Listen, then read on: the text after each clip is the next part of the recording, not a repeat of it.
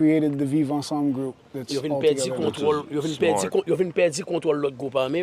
So now, all the oligarchs and politicians that were the boss of these said gangs, now they've lost control of all that, and the Vivre Ensemble groups together, and Jimmy... Moi dis ça et moi jure sauver.